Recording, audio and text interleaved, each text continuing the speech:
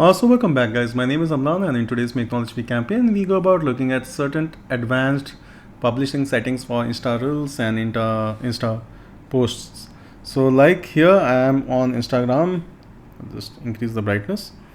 Now here you can see that there is this plus icon. I can tap on this, I can publish a reel.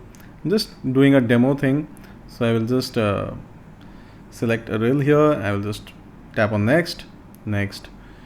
So here you can see there is something called as advanced settings, and using these settings you can do few little things. One is hide like count.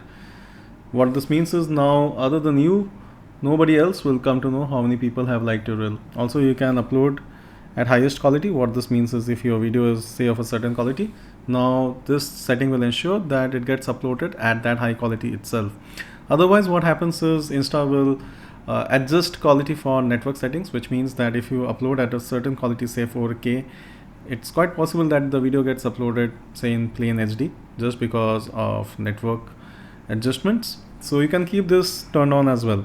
Also the auto captions, what this means is say you have made a video and you haven't given any subtitles, the algo will still pick up for subtitles, or captions will get auto generated and it will start appearing. So these are a few little things that you can do.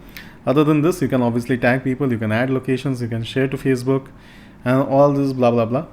And I wanted to show one more thing, and that thing is like, you know, here like you also have the option of post. So like when you are posting something, you again get the same feature.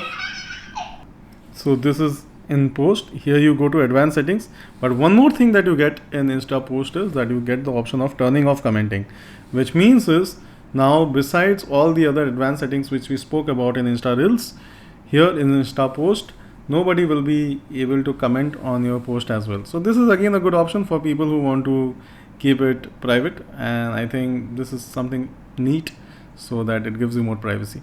So hopefully all of this helps. If it does, kindly consider subscribing. Please do share this with your friends and family.